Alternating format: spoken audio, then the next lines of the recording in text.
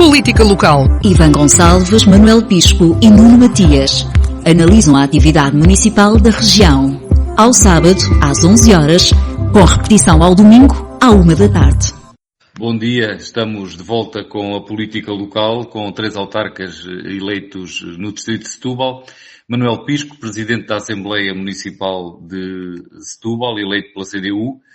Nuno Matias, vereador do PSD, eleito em Almada. E Ivan Gonçalves, presidente da Assembleia Municipal de Almada, eleito pelo PS. Para o programa de hoje temos 3 temas. A convulsão interna no PSD, no Montijo. Em Santiago do Cacém há um movimento independente que acolhe uma aliança informal entre o PS e o PSD. E sobre política nacional, a situação de Luís Montenegro, hoje mesmo o Primeiro-Ministro vai falar ao país. Sobre o primeiro destes temas, a situação no PSD do Montijo, ficou a saber-se no fim de semana passado, uma notícia avançada pelo setubalense, que o candidato à Câmara Municipal pelo partido renunciou a essa candidatura, o vereador João Afonso, que já foi candidato nas 2 últimas eleições também, como cabeça de lista.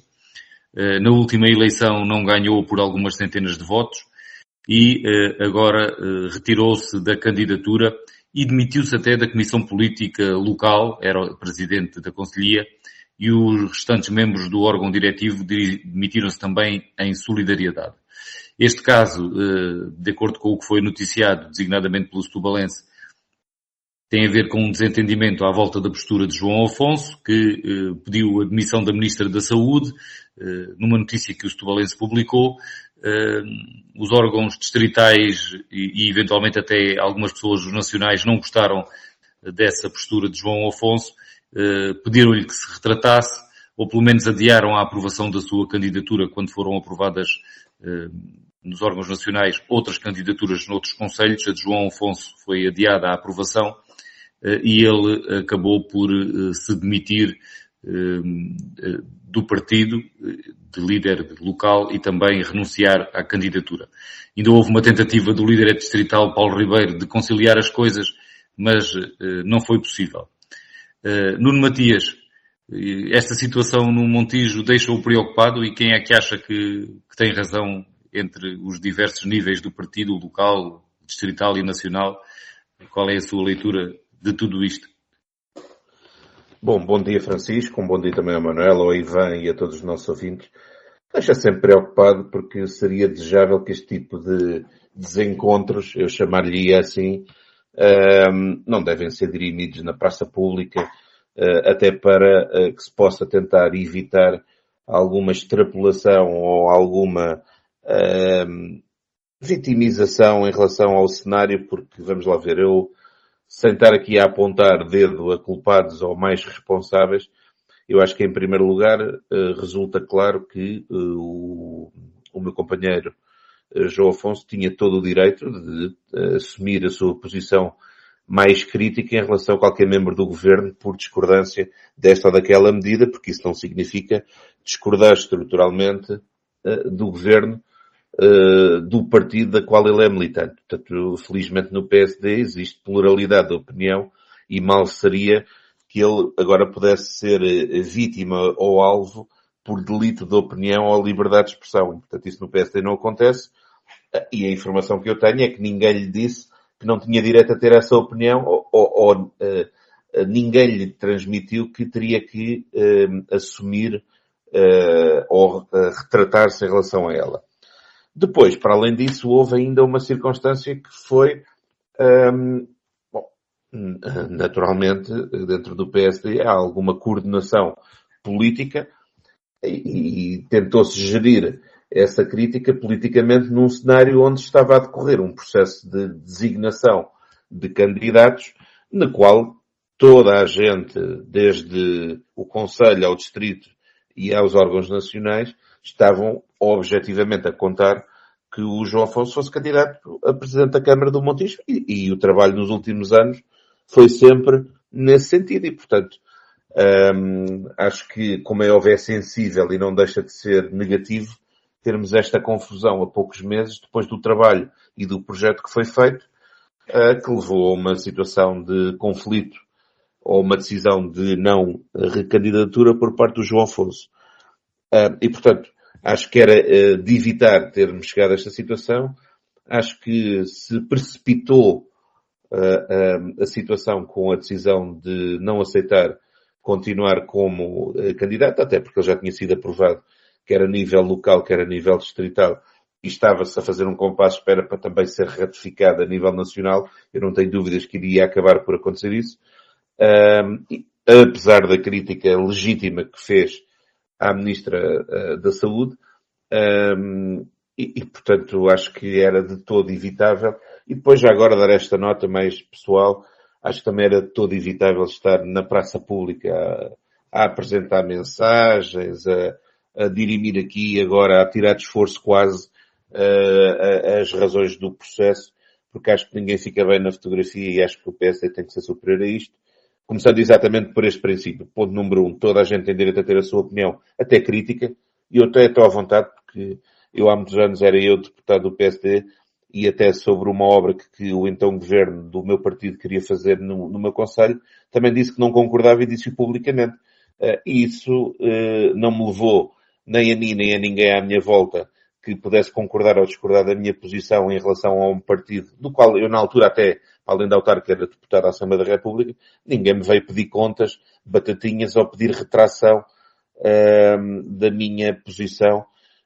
E, portanto, acho que é esse o ponto de princípio que devemos ter em atenção, que o PSD não faz isso, nem tem esse princípio de atuação em relação aos seus, e isso acho que nos deve deixar satisfeitos. Agora, isso depois foi uma confusão que era de todo desejável, que foi falar-se na praça pública sobre um tema destes, ou estar-se a tirar um bocadinho de esforço em relação a esta matéria com a apresentação de mensagens privadas. Para o PSD, acho que já ficou clarificado. Infelizmente, chegou-se a este ponto. Acho que ninguém desejaria. Agora, há que partir para a frente, olhar para o futuro.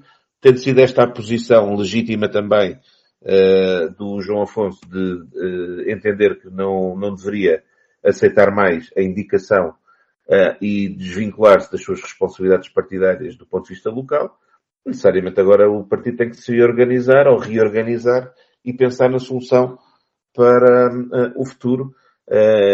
E claro que era preferível que não tivéssemos chegado aqui. Certamente estaríamos mais unidos e mais fortes para o dia seguinte, mas ainda assim temos um cenário onde o PSD, pelo trabalho feito por toda uma equipa, que não apenas pelo João Afonso, que tem esse mérito e, portanto, ninguém lhe pode retirar e nem ninguém lhe deve retirar. Apesar de tudo, houve uma equipa que fez esse percurso e que certamente agora há de continuar com o projeto. Nuno Matias, estava a classificar como legítima a atitude de João Afonso quando defendeu a demissão da Ministra da Saúde pelos problemas no SNS e designadamente no Hospital Barreiro Montijo, no Hospital do Barreiro, que serve também o Concelho do Montijo.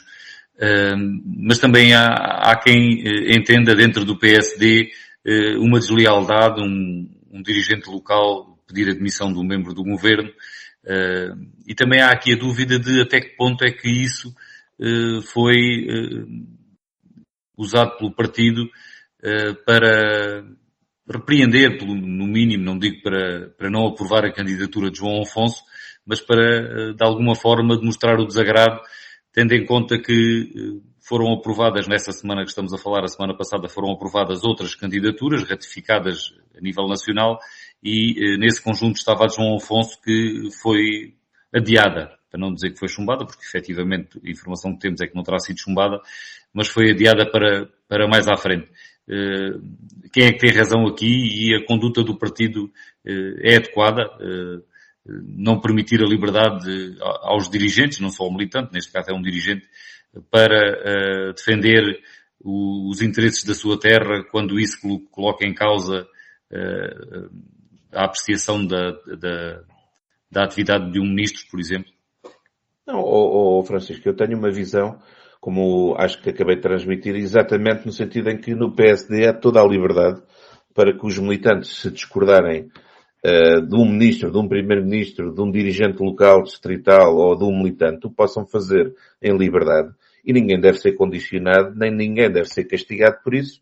Outra coisa é haver aqui também um princípio de equilíbrio e bom senso de, pelas responsabilidades que cada um tem a cada momento, ser equilibrado na apresentação das situações. Eu dei o meu exemplo. Eu era deputado, era autarca e também disse abertamente e frontalmente que era contra uma posição na altura até do todo o governo e volto a dizer, ninguém me ligou a dizer retrata-te, não podes dizer isto ou tenha sido castigado pelo facto de o ter feito. Ou seja, no PSD existe esta liberdade de opinião. Mas há um facto, nesse caso, como é que explica, ou que informação é que tem, mas a candidatura de João Afonso não foi aprovada naquele dia que deveria ter sido aprovada nos órgãos nacionais? Francisco, como sabe, estes processos normalmente funcionam em pacotes de candidaturas que vão a ser retificadas pela Comissão Política Nacional. E houve uma decisão de certamente passar um conjunto de candidaturas, que não foi certamente apenas a do Montijo, para uma reunião seguinte. E, entretanto, disputou-se esta situação e o João Afonso entendeu que não devia continuar a indicação e a candidatura como tinha já sido aprovada, quer pela Conselhia, quer pela Distrital. Agora, ninguém, pelo menos a informação que eu tenho, é que ninguém recusou a candidatura do João Afonso pelo facto de ele ter criticado e defendido a demissão da Ministra da Saúde, com razão ou sem ela. Eu até posso perceber algumas das críticas que ele faz em relação a algumas das decisões que devem ser mais explicadas, o racional e o porquê das coisas, mas ninguém disse que pelo facto de ele ter a legítima opinião que tenha, independentemente de poder ter feito com mais assertividade ou menos, ninguém disse que ele ia deixar de ser candidato por causa disso. Aliás, a informação que eu tenho é que ele iria ser ratificado certamente pela sede nacional, porque ninguém deixa de valorizar o trabalho que ele fez e o facto de ele ser um excelente candidato e ter boas hipóteses de ganhar a Câmara, como eu espero que quem o substitua também mantenha essas boas possibilidades. Portanto, lá está. Não só não houve nenhum castigo pelo facto de ele ter feito a opinião dele, como aquilo que certamente acontecia era que estavam X candidaturas para serem decididas pela sede nacional e havia certamente outras que ou iam nessa reunião ou iam na seguinte. Portanto, há de haver outras ratificações a seguir. Pois não temos informação em rigor sobre esse aspecto específico. A informação que tenho é que naturalmente a candidatura seria ratificada, mas com esta posição, sim, também há quem obviamente tem que haver outra. Ratificada, mas o que eu estava a dizer é que não temos informação se no lote das que foram apreciadas nesse dia, se apenas a de João Afonso é que foi adiada. Penso que sim, que era isso, que foi a única que foi adiada nesse lote que estava em apreciação nesse dia. Mas realmente eu também não tenho essa informação, mas eu não tenho dúvidas é que, a menos que tenha acontecido este cenário que infelizmente se desenrolou, eu não tenho grandes dúvidas, para não dizer tenho a certeza que seria aprovado. E eu não precisava de se retratar, lá está. Ivan Gonçalves, como é que olha para este caso no interior do PSD, embora seja no interior de um outro partido, tem implicações também para com todos os outros partidos adversários no Conselho, e usando há pouco uma expressão que o Nuno Matias usou, de dizer que o PSD continuará a ter as suas possibilidades no Montijo, acredita o Nuno Matias. Para o Ivan Gonçalves, esta polémica ou esta ruptura no interior do PSD aumenta as possibilidades do Partido Socialista no Montijo? Bom, em primeiro lugar, muito bom dia a todos. Bom dia, Francisco. Bom dia, Nuno. Bom dia, Manuel. Eu diria que, e respondendo em primeiro lugar à pergunta do Francisco, as possibilidades do Partido Socialista estão intactas, desde logo porque é o Partido Socialista que governa os destinos da autarquia e, portanto, diria que necessariamente o Partido Socialista tem que ser considerado como um dos grandes favoritos a esta eleição. Agora, também sabemos que existe uma candidatura independente de um ex-autarca do Partido Socialista que não conseguiu ver o seu apoio dado, aliás, não conseguiu que o Partido Socialista o apoiasse e, portanto, optou por se desfiliar. Eu tendo ser muito crítico destas opções, eu acho que nós não somos só militantes dos partidos políticos quando estes partidos nos apoiam, quando nós temos pretensão de os representar, faz parte, e, portanto, mas enfim, parece-me que é uma história que está fechada nesse campo e, obviamente, agora com o PSD foi o segundo partido mais votado nas últimas eleições autárquicas, em 2021, E é verdade que este burburinho não ajudará à causa do PSD, e portanto diria que este episódio adiciona mais imprevisibilidade a esta eleição, mas não me parece nada que o Partido Socialista tenha em causa ou que não parta como o principal favorito, que é quem está no poder neste momento. Muito bem, relativamente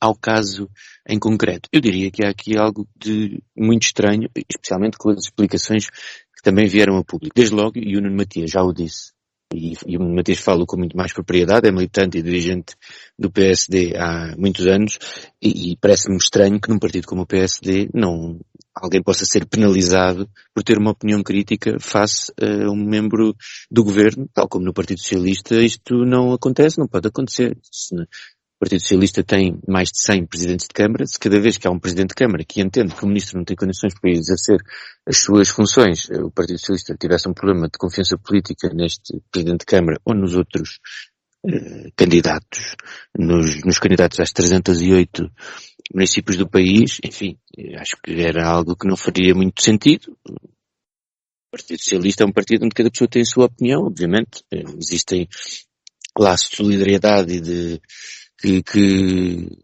obviamente que são patentes, há uma ideologia comum, princípios comuns, mas isso não faz com que não existam divergências, e divergências com que muitas vezes se entende que o ministro A, ou o secretário de Estado A ou B, possa num determinado contexto não ter condições para exercer o mandato. Ainda para mais, quer dizer, no caso desta senhora Ministra da Saúde que está em funções, até me parece que essa é a opinião da maioria dos portugueses, portanto não existe, não é uma opinião inusitada.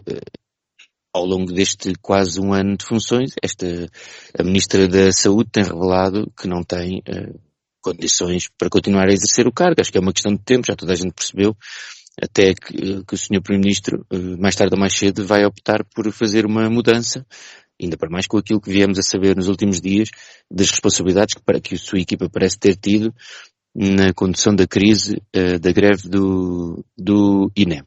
Mas, portanto, aquilo que me parece, e não me parece que no PSD vigore nenhuma lei da rolha, como há uns anos, aliás, chegou a ser proposta, salvo erro, por Pedro Santana Lopes, quando era presidente do PSD, mas posso estar enganado aqui de quem é que era o líder na altura, mas não me parece que isso seja possível, não me parece que vigore, portanto há qualquer coisa aqui que não está explicada, e parece-me que existem divergências mais profundas que nós, com o tempo, saberemos e que darão mais luz sobre o que é que isso passa.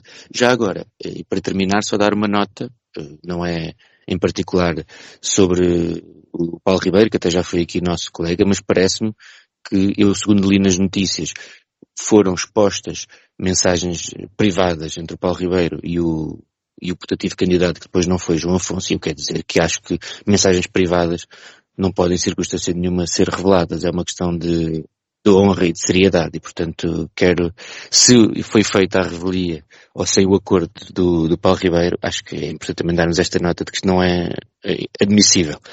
Mas relativamente a isto é o que me parece, é que nós vamos ter, ainda vamos perceber o que é que verdadeiramente está aqui em causa, e não me parece que esta questão da admissão da Ministra seja o motivo principal para os problemas que existem.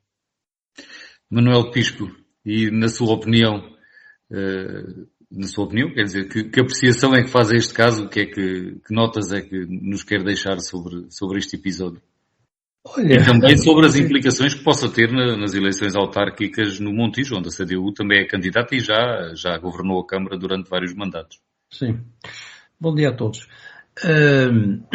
Eu não conheço bem, naturalmente, a realidade local do Montijo, mas tinha uma percepção, que já alguma vez aqui tínhamos comentado, de que aquele protagonista do PSD era um pouco extravagante, e eu já uma vez tinha até comentado, isto é um bocado ao estilo do Chega, né? Tinha vários comportamentos e ao longo do tempo foi tendo ali posicionamentos assim menos controlados, aparentemente, não é? Agora, mas isso é o fait divers dos protagonistas que cada um dos partidos tem no local. E isso, enfim, isso vai passar, passa a história, e outras histórias virão a seguir. Mas este caso, a partir daquilo que eu ouvi agora dizer ao Nuno Matias, em particular por isso, com esta insistência de que o PSD é liberado de opinião, a liberdade de opinião, há liberdade de opinião em todos. Só que a liberdade de opinião depois tem várias graduações. Chega a um ponto em que a liberdade de opinião é apenas divergência. E quando um membro de um partido, em relação a um ministro, verbaliza aquilo que a oposição acusa o ministro de ser, quer dizer, que é uma pessoa, um militante do partido, do que está no governo, e diz que um determinado ministro é um cadáver político adiado, é uma divergência forte, acho eu, não é? Agora, a outra preocupação que o Nuno estava aqui a expressar é de que no PSD não se faz aquilo que as notícias disseram que fez. Se não se retratasse, então tinha que sair. Não seria nomeado, não seria o candidato. Bem, foi isso que eu li na imprensa, não é? Não sei que haja as fontes de informação... Manuel, mas que já foi desmentido pelos órgãos do partido. Naturalmente, teria que ser desmentido. Nenhum órgão do partido vinha assumir assim, senhor, nós dissemos isso, ou te retratas ou então não és candidato. Mas isso faz parte do jogo interno dos partidos. Ou seja, de certa maneira, é natural que os partidos queiram um alinhamento dos seus candidatos, senão não os propunham. Não é? Isso é normal, eu não estou a criticar isso por si.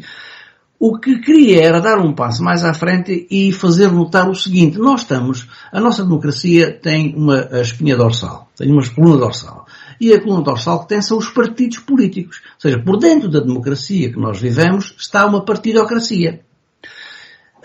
E nós temos vindo a assistir, de facto, no plano da externalização do voto, a acantonamento de votos, a reunir aqueles que estão insatisfeitos com os resultados da democracia. Porque não alteraram as precárias condições de vida de grande parte da população. Basicamente por isso. Ao longo de décadas. E andaram os partidos do governo sistematicamente a prometer melhorias que não aconteceram. E, em alguns casos, regressões que estão a acontecer. Como é o caso das funções sociais do Estado, da educação e da saúde, para não ir mais longe. E há manifestação de descontentamento com os resultados do funcionamento da democracia, que é feita pelos partidos. Isto cria também naturalmente o campo para mais divergências ou mais cisões. E todos vão tendo as suas cisões. Eu creio que nestas eleições autárquicas vai-se verificar um alargamento destas cisões. O PC já teve a sua cisão em Setúbal, portanto, uma ex-presidente de Câmara eleita pelo PC dentro da CDU divergiu e apresenta-se sozinha. O PS teve a sua cisão também no Montijo, não é?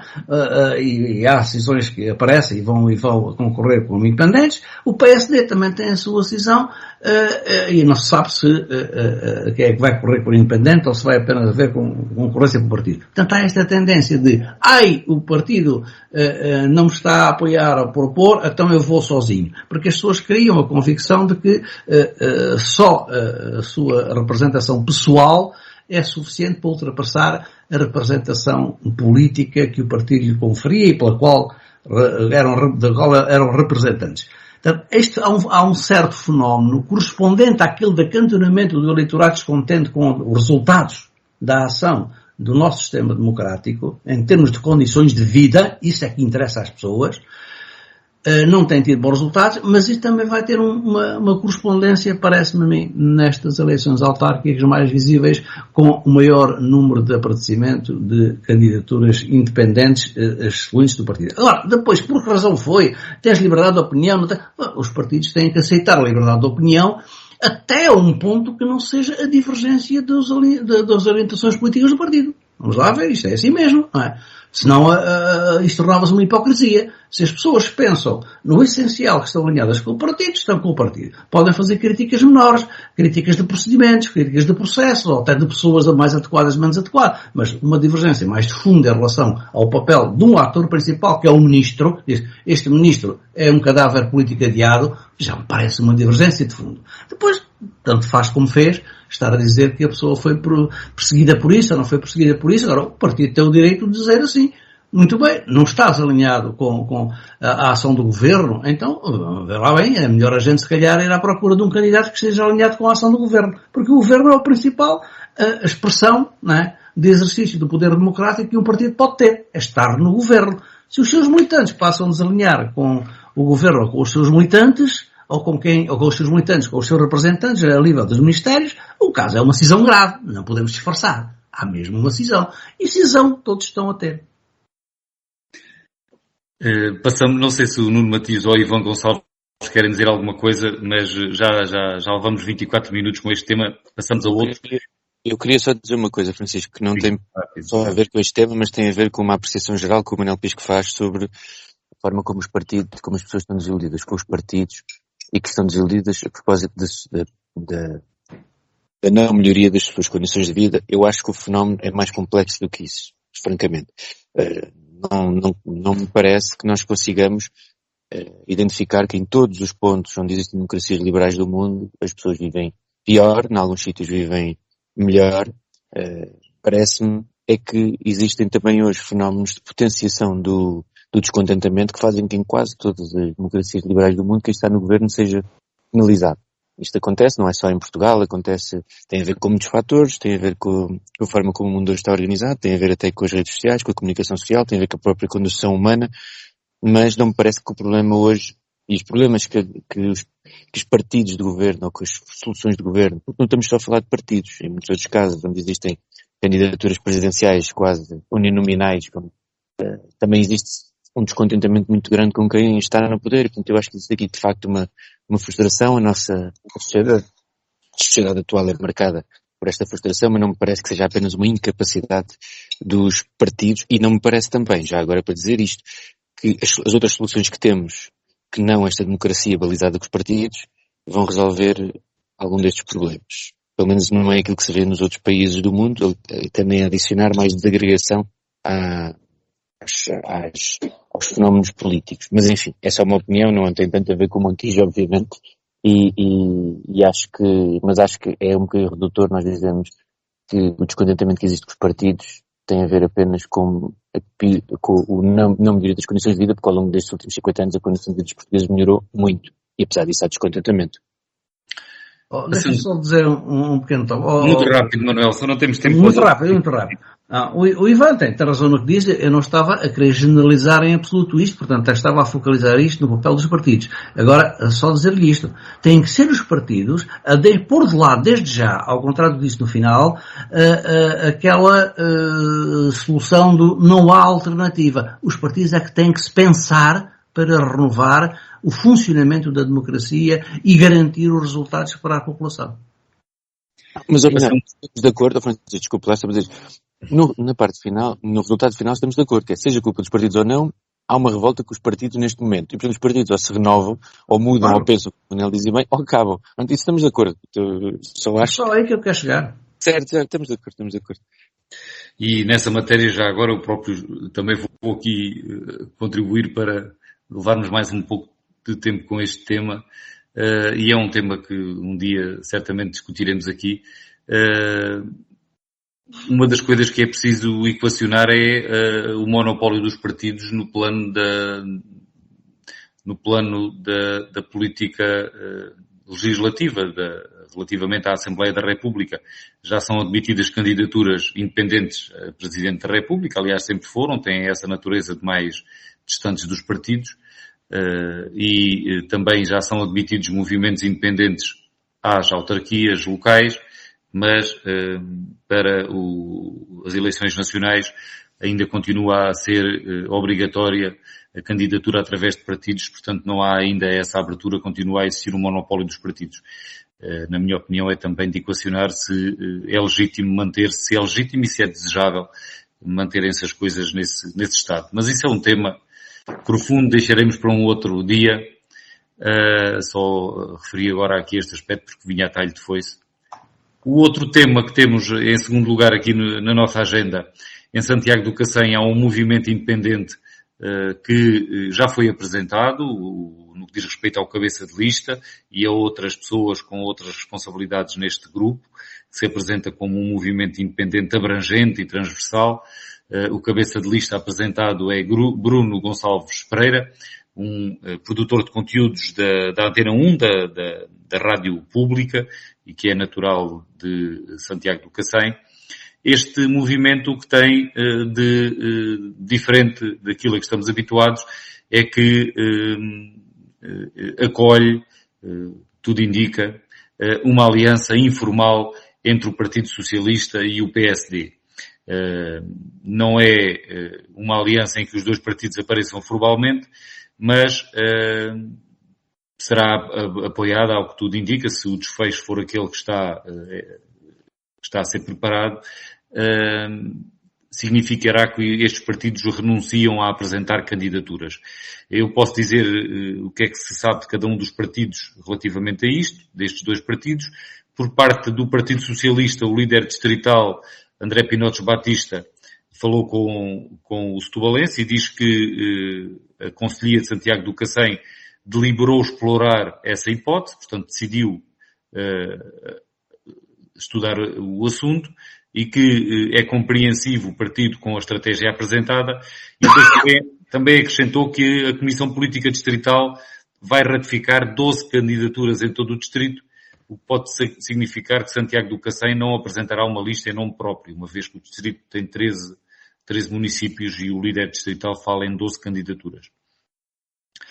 Por fim, André Pinotes Batista diz que há uma fadiga muito grande em Santiago do Cacém e em Santo André com a CDU e que essa vontade de mudança é muito ampla e destaca o trabalho do presidente de junta do PS no Conselho de Santiago do Cacém, que é em Alvalade do Sado. Diz que há um trabalho de valor desenvolvido pelo autarca socialista Ricardo Cruz nessa freguesia. Portanto, o Partido Socialista admite que possa vir a apoiar este movimento, pelo menos não apresentando candidatura. Por parte do Paulo Ribeiro, do PSD, também a nível distrital, diz que é muito prematuro afirmar o apoio, apesar de estar bem encaminhado. Eu recordo que o Conselho de Santiago do Cacém é um conselho que tem sido de maioria comunista da CDU, nesta última fase, entretanto também foi a APU, desde o 25 de Abril. Vai agora mudar de candidato porque Álvaro Beijinha, o atual Presidente da Câmara, atingiu o limite de mandatos e parece haver aqui esta aposta dos maiores partidos da oposição para mudar as coisas nestas eleições. Ivan Gonçalves, o que é que lhe parece esta hipótese de dois partidos que no resto do distrito concorrem um contra o outro, o PS e o PSD, poderem estar de acordo num apoio ainda que apenas tácito a um movimento de independentes e estarem juntos num dos conselhos? E o que é que sabe sobre isto? Se também concorda que isto possa ser feito e se nos órgãos distritais, onde já estão a ser discutidas as questões das candidaturas locais, pelo que tem conhecimento, isto tem feito caminho?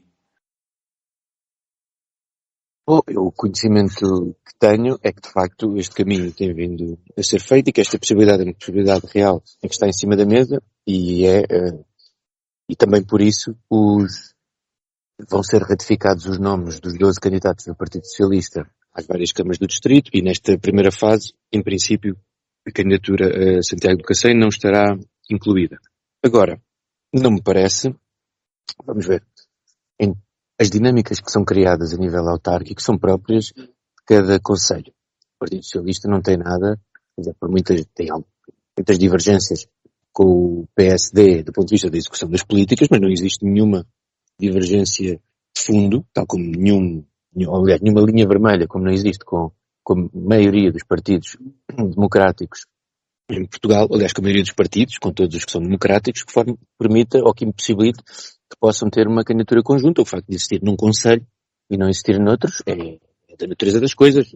Mesmo com partidos mais próximos ideologicamente, isso acontece. Por exemplo, o caso de o PSD e a Iniciativa Liberal, existe a possibilidade de, em alguns pontos, existirem convergências e na maioria deles não existirá. E, portanto, são partidos bastante mais próximos do que aquilo que existe da proximidade que existe entre o PS e o PSD. E, portanto, mas neste caso, quem lidera a autarquia, como o Francisco disse bem, tem sido o PCP, sendo o PCP o partido maioritário das várias coligações ao longo destas décadas, neste caso a CDU, antes a APU, fosse o que fosse, mas o partido maioritário é o PCP dessas coligações, o PS é o principal partido da oposição, o PSD tem sido nas últimas eleições o terceiro partido.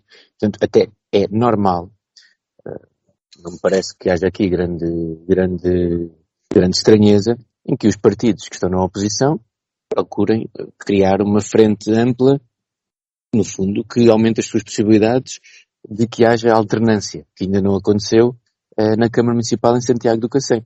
Se isso depois é feito através de uma coligação formal, através de, como neste caso parece que está a ser feito, do apoio a um movimento independente, mas que congrega PS, o PSD e independentes, como naturalmente o PS e o PSD nas suas listas habitualmente também incorporam. Isso tudo me parecem ferramentas ou veículos legítimos. O que importa aqui é que se construa um projeto alternativo em Santiago do Cacém e que permita a quem não se revê na atual governação ter uma alternativa que seja potencialmente vencedora. Depois, se será ou não vencedora, isso só saberemos em setembro ou em outubro, e aí é que podemos dizer se a estratégia foi boa ou má, porque obviamente existem muitas condicionantes e dados que nós não dispomos que têm a ver com a vida do Conselho de Santiago do Cacém, e obviamente há pormenores e dados que nós não dispomos. Agora, à partida, esta não me parece acho que esta formulação não viola nenhum dos princípios do Partido Socialista e pode ser uma boa solução. Eu confesso que não conheço o senhor Bruno Gonçalves Pereira, pelo que sei, mas é para isso que existem órgãos do Partido Socialista em Santiago do Cacém, para avaliar se este é um candidato adequado a ser, ou se reúne as condições para ser apoiado pelo Partido Socialista. E nestes casos, obviamente, é como o povo costuma dizer, quem está no convento é que sabe do que lá vai dentro, e portanto, do Cacém faz sentido que a estrutura do Partido de Santiago do Cacém é quem tem melhores condições para avaliar se faz sentido ou não apoiar esta candidatura. Nuno Matias, também lhe parece uma boa ideia e não acha que seja algo de anormal PS e PSD juntarem-se no apoio a uma frente comum para as autárquicas em Santiago? Não me parece uma má ideia, mas também não é uma ideia peregrina. Aliás, em Almada, há bastantes anos atrás, estamos a falar de 30 anos atrás, também houve um movimento independente candidato aos órgãos autárquicos, em que o PSD e o PS preferiram integrar esse movimento em conjunto para tentar desenvolver um projeto autárquico em defesa das populações, neste caso do Concelho de Almada. Portanto, não só não é peregrino, já houve este paralelo que até me diz alguma coisa, porque naturalmente é na minha terra. Aquilo que tem que existir é naturalmente perceber-se na avaliação, quer das candidaturas, dos projetos e do contexto político e autárquico local, se faz sentido haver esta conjugação de esforços, se há candidatos que possam personificar de forma abrangente e com capacidade de atrair também independentes para um projeto desta natureza. Portanto, não só me parece possível, como temos paralelos exemplos ao longo dos anos, como isso aconteceu entre diversos partidos, e neste caso entre PS e PSD também é natural que possa acontecer, porque como o Ivan diz, e eu também concordo, as dinâmicas locais, por vezes, têm a ver com a defesa do território e com o desenvolvimento desse mesmo território, e não têm a ver propriamente com a sua visão a nível nacional, macro e do ponto de vista de política nacional, que leva que existe aqui uma barreira ou um fosso que impossibilita uma solução desta natureza. Agora, também deixar claro que a informação que eu tenho é que estamos a falar de um processo que está em curso, não está decidido, há conversas, como é natural que haja conversas nesta fase. Estamos a 6 meses de eleições autárquicas, não é já daqui a 6 dias, nem daqui a 6 semanas. Portanto, é natural que esteja a avaliar cenários, a perceber as possibilidades, a avaliar a mais-valia que acrescenta, sobretudo para as populações, porque eu acho que isto também é vital que seja dito, porque quando se fala neste tipo de movimento, não estamos a falar numa lógica aritmética, matemática, estatística e de probabilidade, que é vamos aqui juntar esforços, vamos aqui somar votos, para que assim seja mais fácil vencer. Não, o objetivo há de ser certamente ver em que medida é que a junção de diferentes personalidades independentes ou de diferentes partidos, desde que não exista aqui uma salganhada, permitem-me a expressão, de ideologias e de visões da sociedade que sejam diametralmente opostas, mas havendo este princípio comum de desenvolvimento territorial e um princípio de relação comum com aquilo que é os interesses da população, se possa chegar a um entendimento, que não sei se será este o caso, como digo, a informação que tenho é que ainda é um processo que está em conversação para avaliar a possibilidade e a mais-valia que acrescenta e a possibilidade da sua implementação, mas se assim for, é como digo, não só me parece perfeitamente execuível e normal, como lá está, eu aqui na minha terra tive um exemplo aqui há uns anos, onde isto aconteceu exatamente nestes termos, em que o candidato à Câmara era um reputadíssimo independente, que tinha lançado aqui um dos colégios com mais prestígio, se calhar até a nível nacional, e que foi candidato independente deste movimento, apoiado também pelo PSD e pelo PS, que se abstiveram de apresentar candidaturas e integraram elementos das suas fileiras, chamemos-lhe assim, para estes projetos em nome dos cidadãos. Manuel Pisco, isto passa-se num concelho que tem sido de maioria comunista. Esta movimentação é motivo de preocupação para o partido e será motivo até para o partido pensar ainda melhor no candidato que terá que apresentar. Fala-se muito em recandidatar Vítor Proença, que teve um longo consulado em Santiago do Cacém e que agora é presidente da Câmara de Alcácer, onde já não se pode recandidatar. Admito que sim, agora estou com como é que foi o Frazão aqui em Setúbal, que estranhava muito que no final do mandato este ou aquele não fossem novos candidatos. Eu também admito essa hipótese. O que nós estamos a ver nestas possibilidades é uma alternativa ao aforismo: quando não os podes vencer, junta-te a eles. Aqui é, quando não os podes vencer, junta-te aos teus outros concorrentes, que têm sido adversários nas oposições, e isto não é inteiramente novidade, nem no tempo, nem no passado já aconteceu, em Setúbal nomeadamente, para tirar o Francisco Lobo da Câmara. Mas em Setúbal com sucesso, não é? Em Setúbal...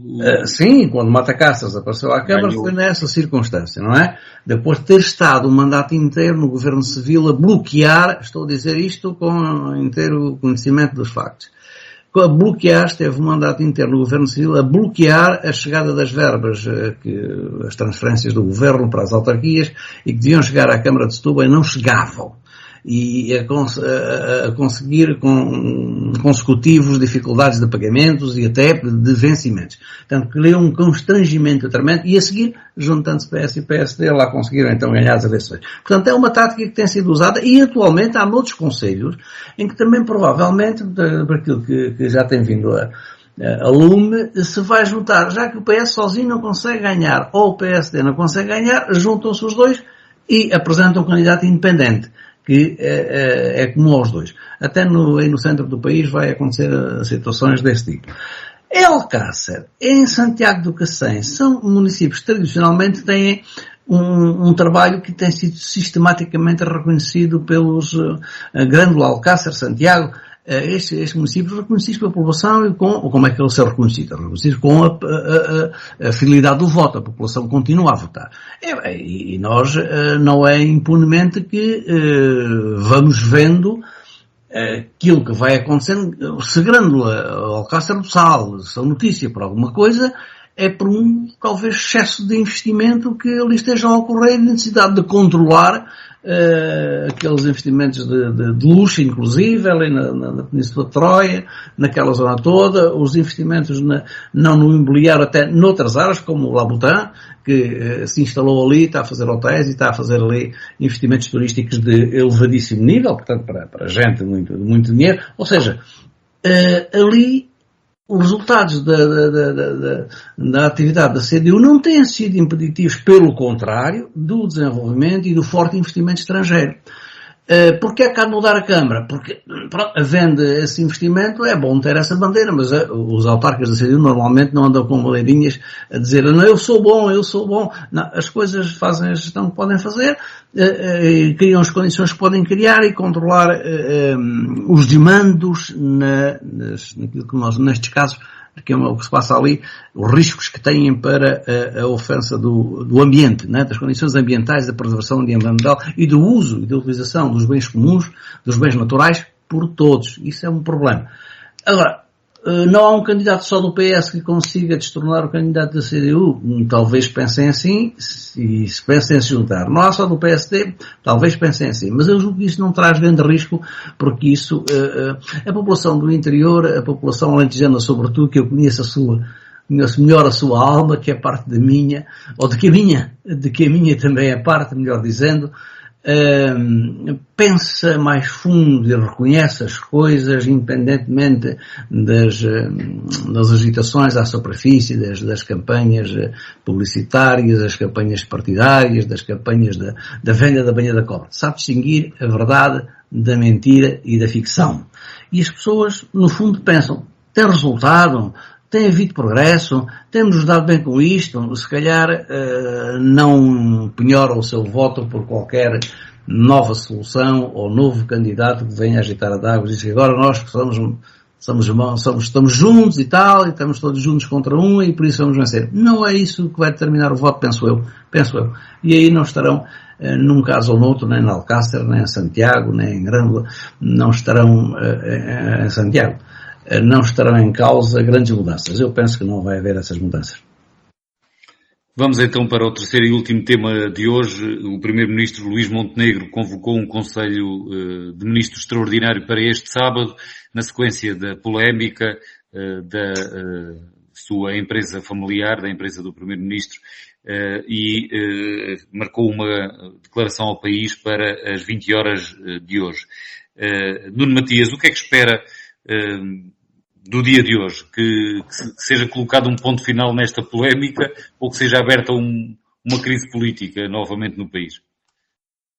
Eu acho que ninguém deseja uma crise política no país e também não me parece que vá acrescentar, apesar de não ter nenhuma informação privilegiada, não parece que se vá acrescentar outra coisa, como eu espero que aconteça, que não seja um esclarecimento cabal, mais detalhado, porque se aquilo que está aqui em causa não é nenhuma ilegalidade, mas não deixa de ser um desconforto objetivo que possa gerar ruído ou tentar diminuir a autoridade do Primeiro-Ministro, necessariamente o Primeiro-Ministro tem todo o interesse, parece-me, em esclarecer tudo o que diga respeito a esta situação, porque lá está, eu ainda estes dias ouvi várias pessoas e todas elas, de forma esmagadora, sinalizam e bem que se nós queremos trazer os melhores para a política, nós temos que trazer para a política aqueles que não só possam ter carreira dentro dos partidos, isso não tem mal nenhum, mas que ao terem também essa carreira, tenham também uma carreira profissional que lhes dê independência e liberdade de dizer que não e assumirem sempre aquilo que são as suas posições de consciência e que apoiam verdadeiramente do ponto de vista de justeza a cada momento. Ora, para isso, necessariamente, as pessoas que entram na política, a menos que tenham 20 anos, têm sempre um histórico e um contexto profissional e muitas vezes empresarial que os rodeia.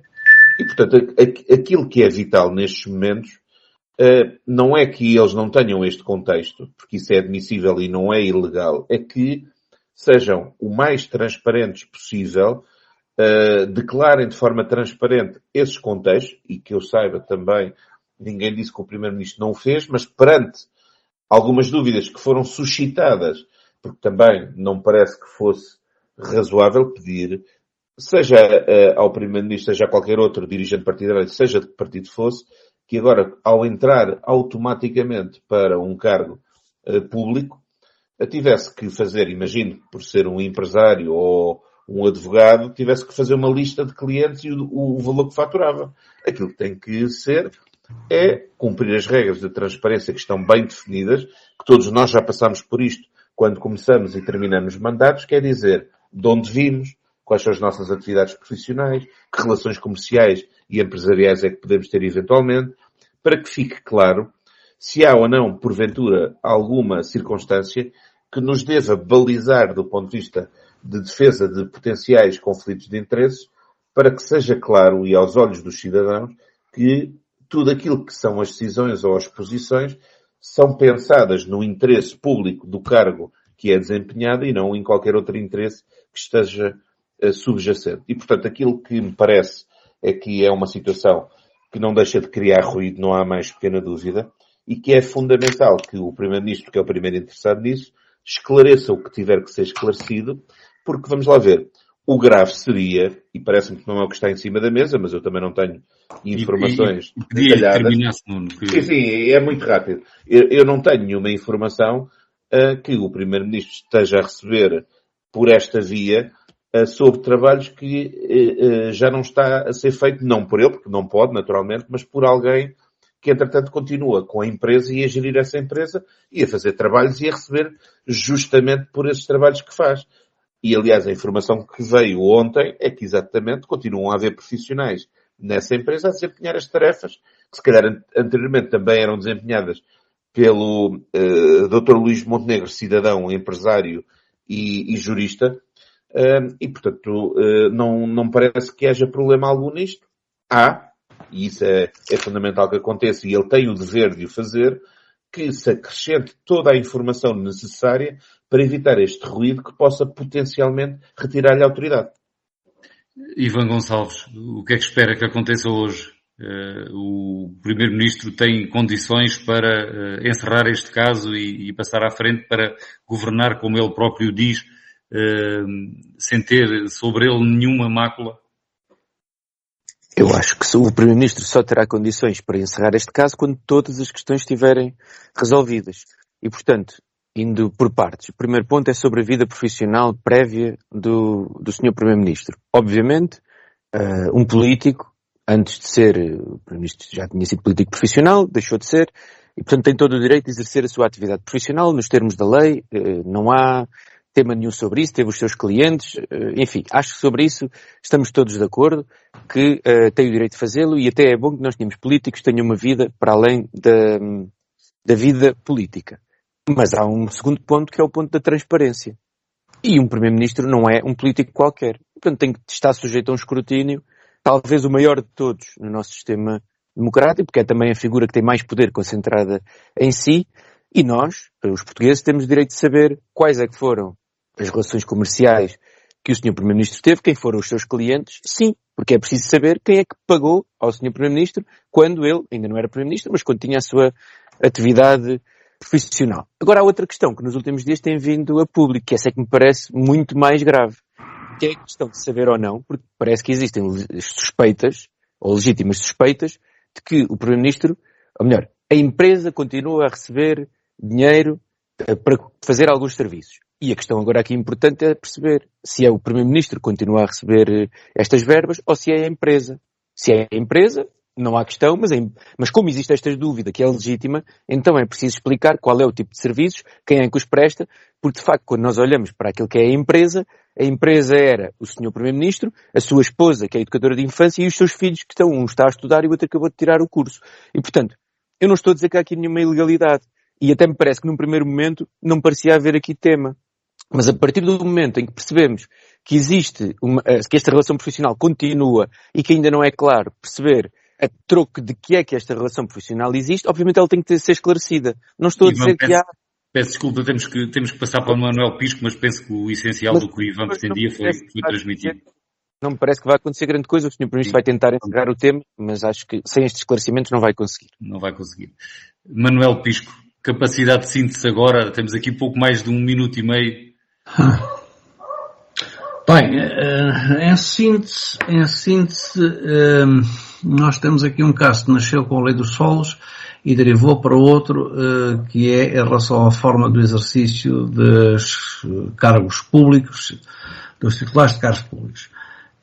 E o Sr. Primeiro-Ministro, vindo dizer que não há ninguém mais transparente do que ele, está à espera que os outros façam a mesma transparência, quando ele próprio não usou da transparência, e esse é que é o problema.